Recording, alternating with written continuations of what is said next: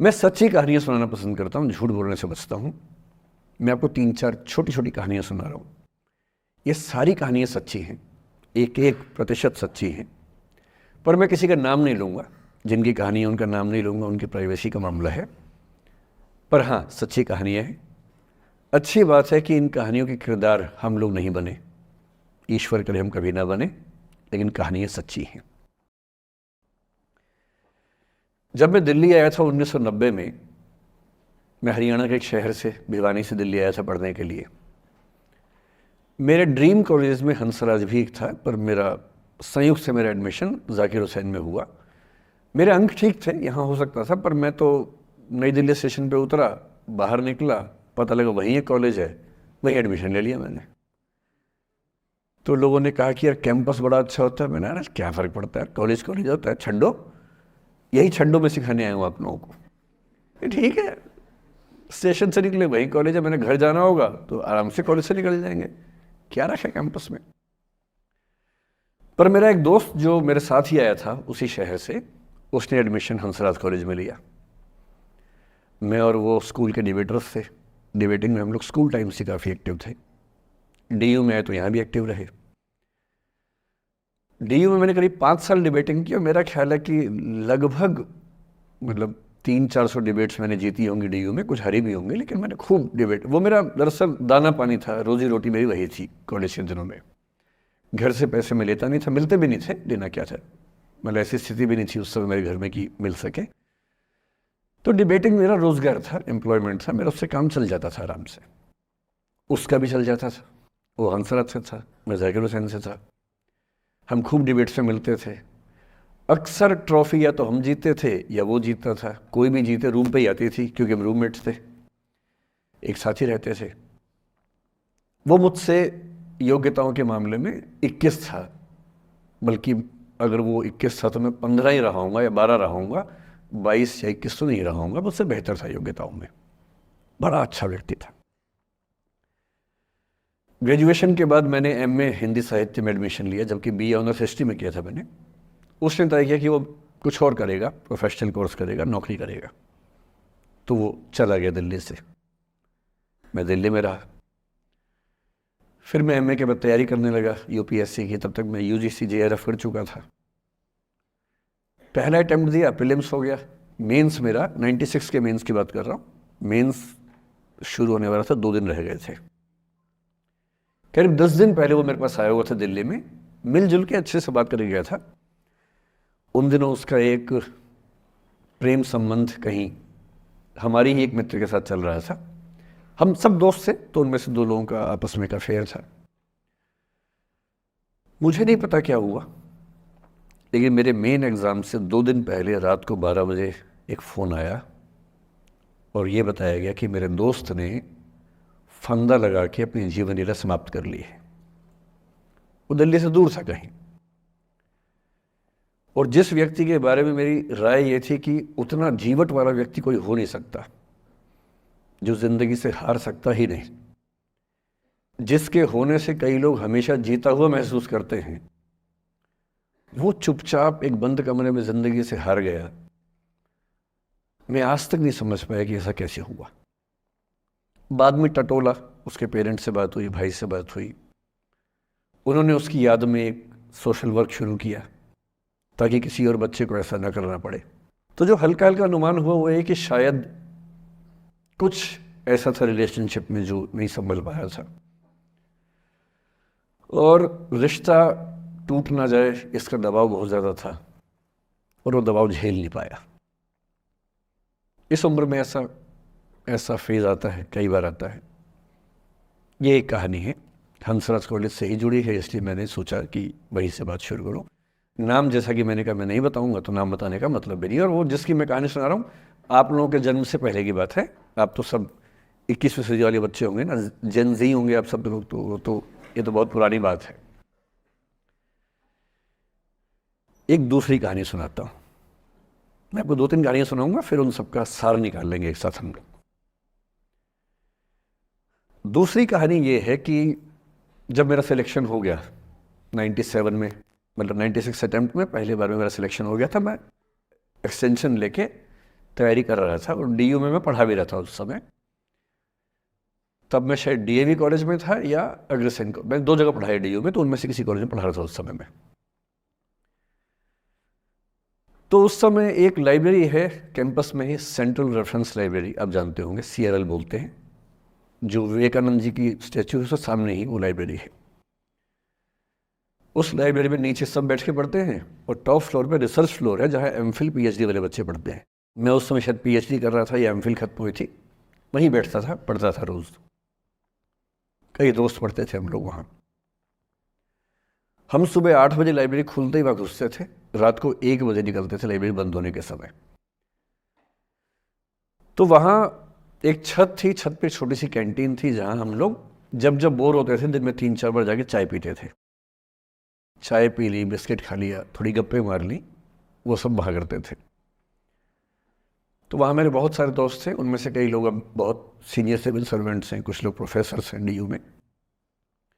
2 बच्चे थे मुझसे जूनियर, 3-4 साल जूनियर थे, बड़े प्यारे बच्चे थे।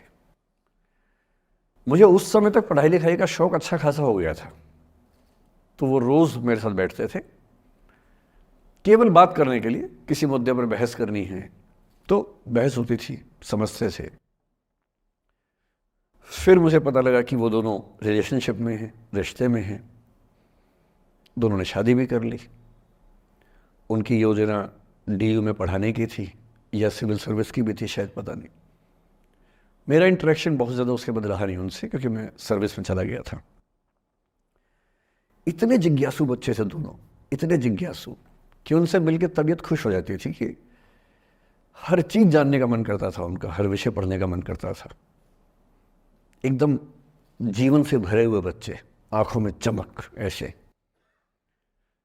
फिर दोनों की शादी हुई तो मैं शादी में जा नहीं पाया, क्योंकि मेरा रिश्ता सिर्फ लाइब्रेरी में 1 घंटा गप मारने वाला था, उससे ज़्यादा था नहीं रिश्ता उनके साथ। फिर सुनता रहता था कि मैं सब बढ़िया चल रहे, पढ़ाई कर रहे हैं, तैयारी कर रहे हैं। इंटरकास्ट मैरिज की उन लोगों ने, खूब हंगामा हुआ, दोनों घर में तलवारें खिंच गई, किसी तरह से तलवारें संभाली गई, मैनेज हुआ, दोनों साथ रहने लगे। और फिर 3-4 साल के बाद एक दिन मैंने खबर सुनी कि उस बच्ची ने फंदा लगा के जीवन लीला समाप्त कर ली। ये बात भी दिल्ली विश्वविद्यालय की, ये उस दौर के सब लोग इस कहानी को जानते हैं। मेरे ख्याल से दोनों कहानी आपके प्रिंसिपल मैडम जानती होंगी, नहीं ध्यान कर पाएंगे तो मैं उनको जैसे नाम बोलूँगा अकेले में वो तुरंत समझ जाएंगे मैं किसकी बात कर रहा हूँ। मैं आज तक नहीं समझ पाया कि ऐसा क्या हुआ होगा।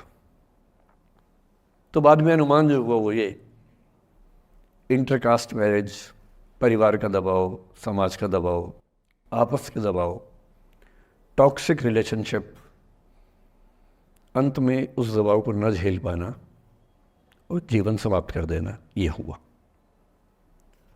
ये 2 घटनाएं हैं। एक तीसरी घटना ये है कि दिल्ली में आज से 25 साल पहले एक घटना घटी। आप लोग तब बस पैदा हुए होंगे, घुटनों में चल रहे होंगे, या उससे 5-7 साल पहले की बात रही होगी। ये घटना दिल्ली के सब सीनियर लोग जानते हैं, जिनकी उम्र 35-40 साल है वो सब जानते हैं इस घटना को। मोबाइल फ़ोन में वीडियो नया नया आया था उस समय। अब तो आपके हर फ़ोन में वीडियो है, अब तो सामने भी है, ताकि आप वैसा वाला मुंह बना के सेल्फी खिंचवा सके। पाउट बोलते हैं ना, मैं उसको देसी भाषा में सूअर जैसा मुंह बोलता हूँ, और वैसा ही बनता भी है, क्यूट क्यूट सा सूअर जैसा मुंह बना के लोग सेल्फी खिंचवाते हैं, उसको बोलते हैं पाउट। तब तो कैमरा फ़ोन में पहली बार आया था, तब लोग अभ्यस्त नहीं थे। अब जैसे आप लोग कितने अभ्यस्त होंगे, हम भी होने लग गए अब तो। अब हम किसी से बात करते हैं तो हम ये एज्यूम करके चलते हैं कि उसने फ़ोन में कुछ ना कुछ ऑन कर रखा होगा, या तो आवाज़ रिकॉर्ड करेगा या वीडियो बनाएगा। तुम कितने केयरफुल होकर बोलते हैं, कितने कॉन्शियस रहते हैं। और सर्विलांस सोसाइटी की सबसे बुरी बात यह है कि हम हमेशा चौकन्ने रहते हैं, हम सहज हो ही नहीं पाते। सहज रूप से 2 लोग बात कर लें, हो ही नहीं पाता। तो मैं तो अपने ऑफिस में कई बार ऐसा करता हूँ, जब हम 3-4 लोग बैठते हैं इनफॉर्मल बातचीत के लिए, हम सब अपना अपना फ़ोन कमरे के बाहर छोड़ के आ जाते हैं, फिर 2 घंटे बात करते हैं, इस भय से मुक्त होके कि कहीं कोई रिकॉर्ड तो नहीं कर रहा। ये हालत है आज की। उस ज़माने में तो फ़ोन थे। मोबाइल फ़ोन आया था भारत में लगभग 1995 के आसपास पहली बार। बड़ा महंगा था, 16 रुपये प्रति मिनट इनकमिंग, 16 रुपये प्रति मिनट आउटगोइंग, ये रेट से उस समय। और फ़ोन वो थे जिनसे आप कील भी ठोक सकते हैं, वैसे वाले फ़ोन थे, बटन वाले फ़ोन थे। नोकिया एक कंपनी थी, उसके फ़ोन हुआ करते थे। उसके 4-5 साल के बाद क्या हुआ, पहली बार किसी कंपनी ने फ़ोन में कैमरा लगा दिया। ये बात उस समय के लोग नहीं समझते थे। जब भी नई तकनीक आती है उसको समझने में टाइम लगता है। जो पहले समझते हैं फ़ायदा उठा लेते हैं, जो थोड़ा लेट समझते हैं वो उसका नुकसान उठाते हैं।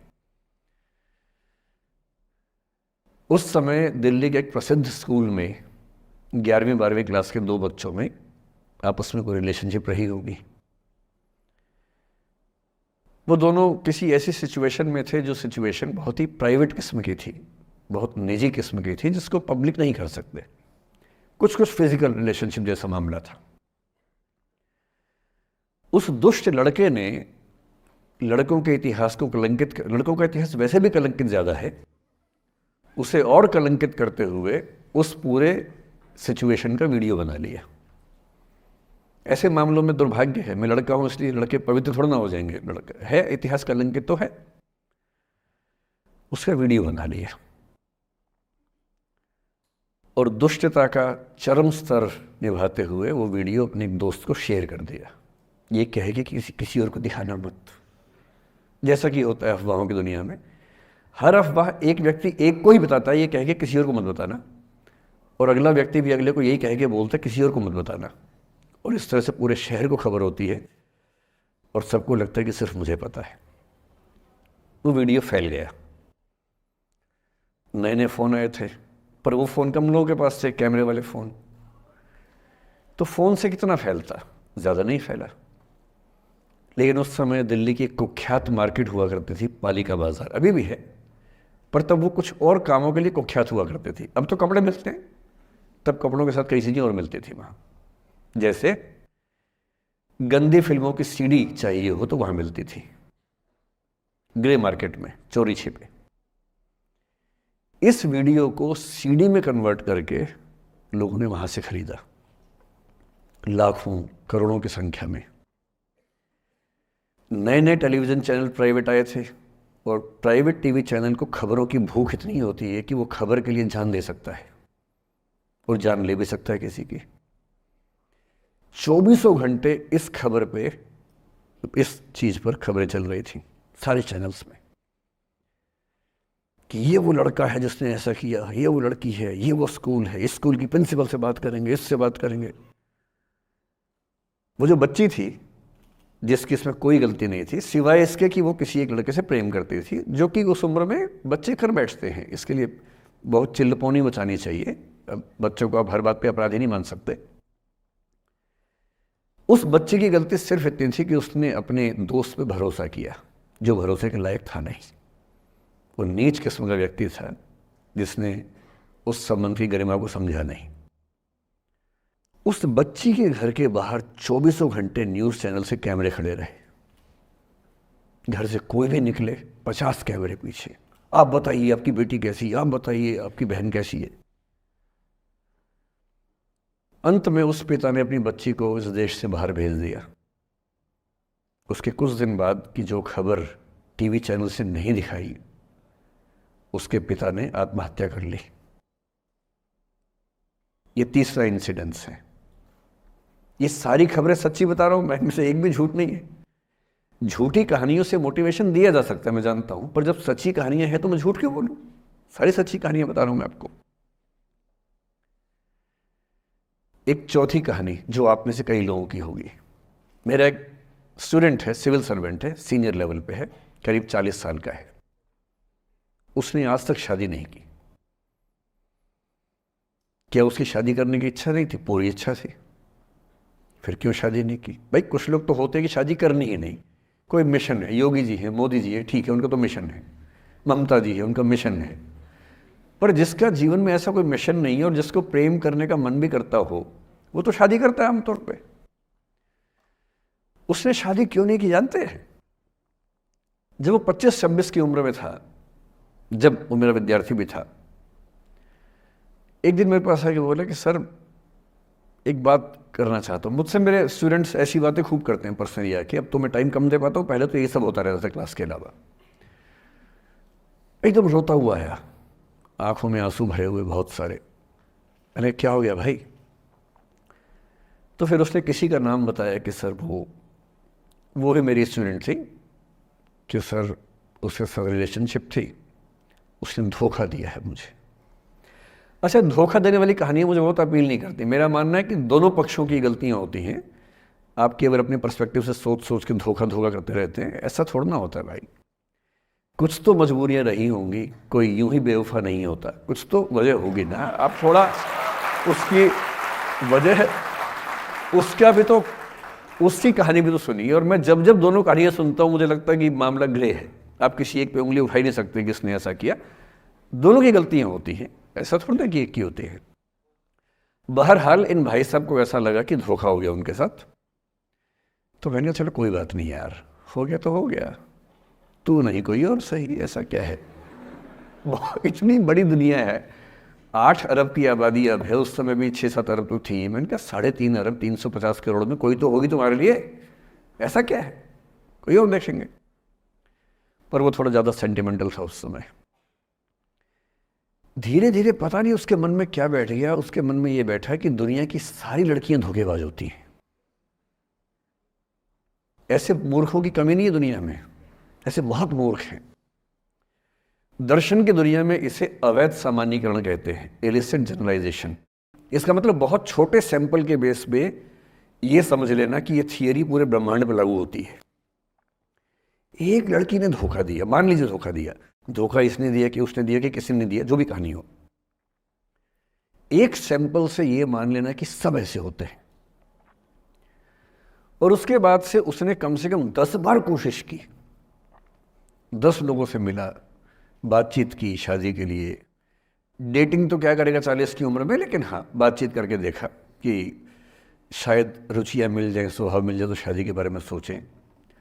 हर बार 3-4-5 मीटिंग के बाद वापस हट जाता है। अब तो मैंने पूछना बंद कर दिया है। जब तक मैं पूछता था, बोलता था कि सर 3-4 मीटिंग के बाद लगता है कि ये भी वैसी ही है। मैंने कहा भूल जाओ भाई, उससे भूल जाओ, बात खत्म हो गई। उसके बच्चे घूम रहे हैं आजकल स्कूल में, अब तुम कम से कम शादी तो कर लो। वो भाई साहब आज तक अकेले हैं, और अब तो बाज़ार में मूल्य भी कम हो गया उनका, अब विकल्प भी ज़्यादा नहीं मिलते हैं। अब जो विकल्प मिल रहे हैं वहाँ उसकी रुचि और कम हो गई है। तो पूरी संभावना है कि वो जीवन अकेले ही गुजरेगा उसका। एक अंतिम एग्जाम्पल देके फिर मैं निष्कर्ष की तरफ बढ़ूंगा। मैं एक आईएएस ऑफिसर को जानता हूँ, 2 आईपीएस को जानता हूँ, बहुत योग्य लोग, देश के सबसे अच्छे संस्थाओं से पढ़े हुए लोग, प्रॉपर आईएएस प्रॉपर आईपीएस में नौकरी करने वाले लोग, और इन तीनों ने अपना जीवन समाप्त कर लिया नौकरी में रहते हुए। क्यों? क्योंकि नौकरी और घरेलू जो दुविधाएं थी उनको झेल नहीं पा रहे थे, ना झेल पा रहे थे, ना भूल पा रहे थे, लेट गो नहीं कर पाए तो गिव अप कर दिया। और इसलिए मुझे अक्सर लगता है कि जितनी चीज़ें हम सिखाते हैं बच्चों को, हिस्ट्री, इकोनॉमिक्स, लिटरेचर, वो सब ठीक है, उनका भी महत्व है। शायद उससे ज़्यादा महत्व इस चीज़ का है कि ये समझें कि अपने इमोशंस को कैसे मैनेज करना है। जब जीवन में ऐसा लगे कि सब खत्म हो गया है, जब जीवन में लगे कि बहुत टॉक्सिक किस्म की लाइफ हो गई है, उससे बाहर कैसे निकलें, शायद ये सबसे महत्वपूर्ण लेसन होता है जो हम सबको सीखना चाहिए। मैंने कहीं से सीखा नहीं है, ना मैंने ऐसी किताबें पढ़ी हैं। हालांकि मैंने 2 किताबें मंगवाई हैं पिछले हफ्ते, पढ़ी नहीं है अभी तक, तो मैं किताबों के बेस पे नहीं जानता कैसे सीखते हैं, लेकिन ज़िंदगी से तुम सीख सकते हैं। इन कहानियों का सबका एक ही सार है, वजह अलग अलग है। एक व्यक्ति ने इसलिए अपना जीवन समाप्त किया कि वो रिश्ता उसके हाथ से छूट रहा था। एक ने इसलिए जीवन समाप्त किया कि ये रिश्ता बन गया था पर समाज के दबाव, घर के दबाव मैनेज नहीं कर पाए। एक ने ज़िंदगी भर शादी नहीं की सिर्फ इसलिए कि वो पुरानी यादों को भूल नहीं पाया। अरे एक बार गलती हो गई तो हो गई, आगे तो संभावना जीवन में है भाई, क्यों इतना हावी रखना उसी से दिमाग के ऊपर। कुछ लोग देश की सबसे अच्छी नौकरी में होकर हर पैमाने पर सफलता की हर कसौटी पे खरा उतरने के बाद जीवन नहीं बचा पाए, क्योंकि दूसरों की नज़र में आप बहुत सफल हो जाए, अपनी नज़र में शून्य हो, तो फिर जीवन कैसे बने, जीवन कैसे बचे। इन सारी कहानियों का मूल भाव एक ही है, अगर आप खुद को हैंडल नहीं कर सकते तो दुनिया को क्या हैंडल करेंगे। दुनिया को हैंडल करने से पहले खुद को हैंडल करना सीखना पड़ता है, और उसका सबसे आसान जो रामबाण उपाय है उसको बोलते हैं द आर्ट ऑफ लेटिंग गो, जाने दो। वो अफसाना जिसे अंजाम तक लाना न हो मुमकिन, उसे एक खूबसूरत मोड़ देकर छोड़ना अच्छा।